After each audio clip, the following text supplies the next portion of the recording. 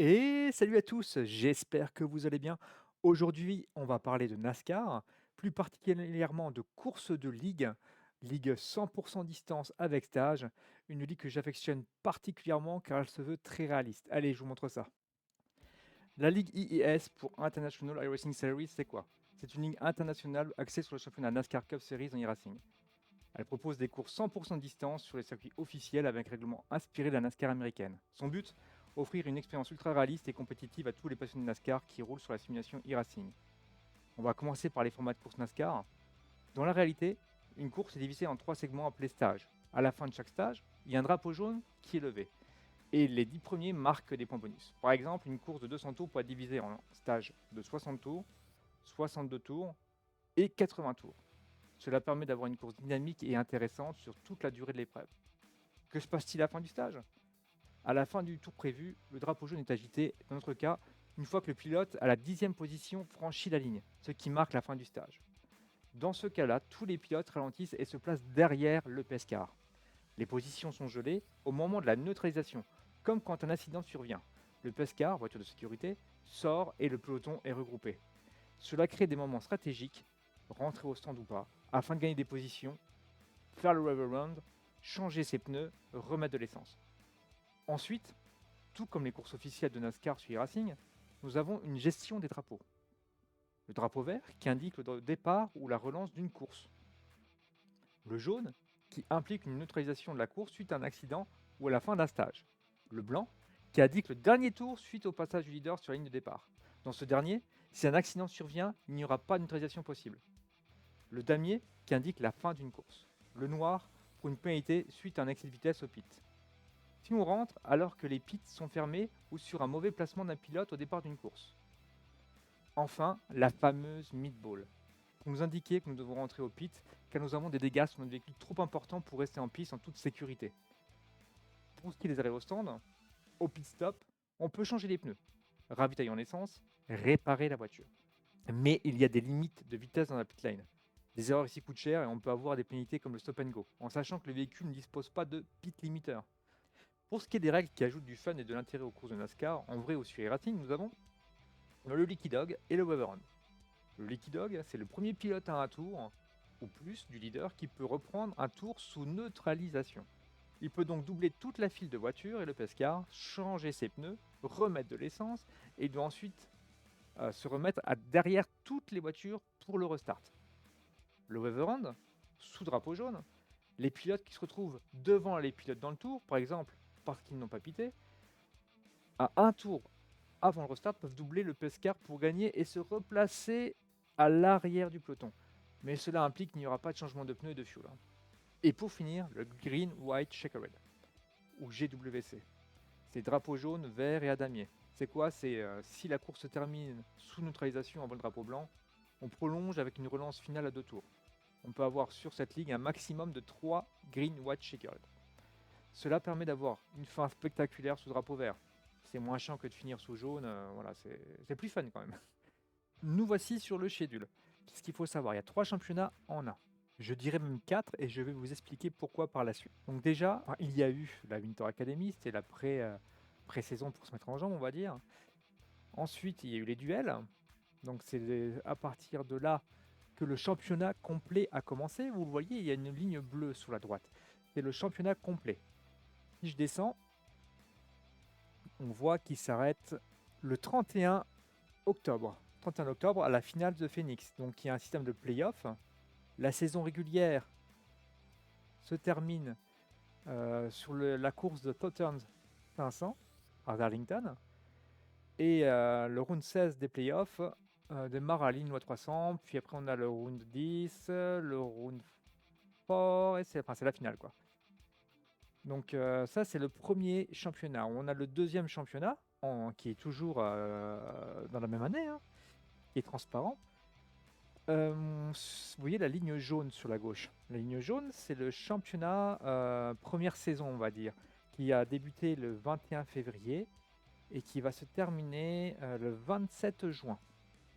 Le deuxième championnat, donc vous pouvez rejoindre ce dernier en cours de route, ça vous fait repartir à zéro au niveau des points, hein, pour ce championnat-là, bien entendu.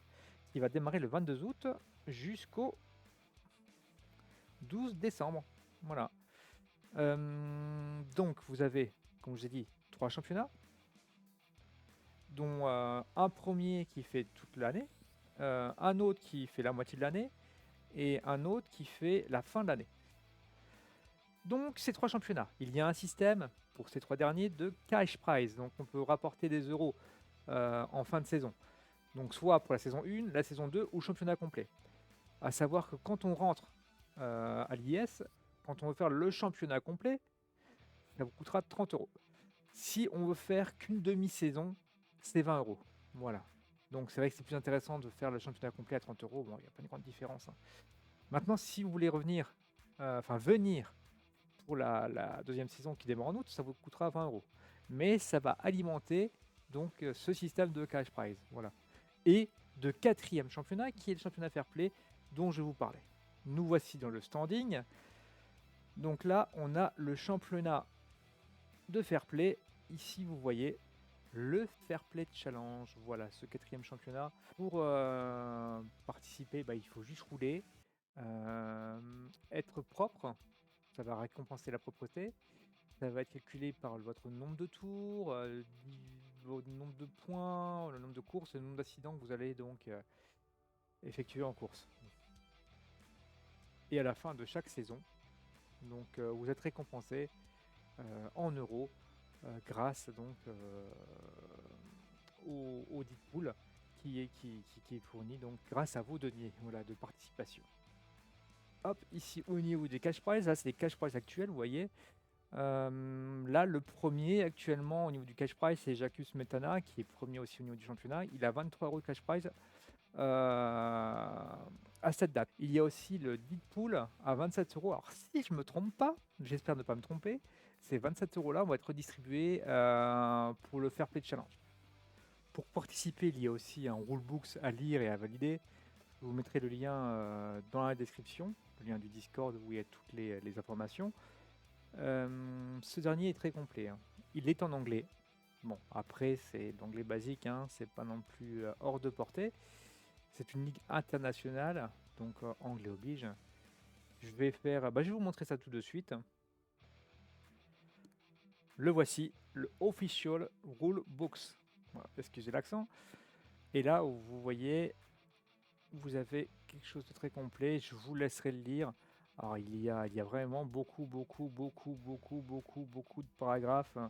Allez, on va aller jusqu'au bout. Vous voyez, on est à la page 36. Voilà, tout est bien expliqué. Tout est complet, la gestion des points, etc. Donc si vous avez envie de participer, donc n'ayez pas peur de ce rulebooks. Il se lit assez facilement et assez rapidement. Alors, pour conclure, j'espère que cette vidéo vous a aidé à comprendre le fonctionnement de cette ligue. Si vous avez des questions, n'hésitez pas à les poser au staff, hein. Je vous mets le lien du Discord en description. Pour ce qui est de la ligue en elle-même, donc moi je prends beaucoup de plaisir. Les courses sont propres. Et les personnes sont généralement donc assez gentleman. Une chose très importante, très importante, la gestion des X n'existe pas là-haut. C'est vraiment géré en fin de course par le staff. Il n'y a pas de limitation. Ça veut dire qu'au bout de sur e-racing, au bout de 17X par exemple, on a une pénalité, on a un drive-through, suivant les courses, hein. Là, vous n'avez pas de système de pénalité directement en course. Donc vous n'avez pas un système de X. Là, c'est vraiment en fin de course que le staff va décider s'il y a pénalité ou pas. Il y a une review qui est faite. Donc on peut avoir 40 X, c'est pas grave. Mais en règle générale, les gens sont des gentlemen. Donc on n'aura pas de folie pendant la course. Enfin, pour l'instant, j'en ai pas eu. Donc j'espère que ça vous a plu, que cette vidéo vous a plu. N'hésitez pas à rejoindre la ligue. Plus on est fou, plus ça roule, quoi. Plus c'est fun. Si jamais donc vous voulez me voir en stream sur cette course, vous pouvez me voir les vendredis soirs, les jours de course bien entendu, sur ma chaîne Twitch. Je vais vous la mettre en description. Et je vous remercie aussi donc, pour tout ce que vous m'envoyez comme ondes positives, hein. Tous les pouces, les follow. Voilà, c'est des bisous, quoi. Voilà. Allez, je vous dis à la prochaine. Bonne course à tous et ciao, ciao.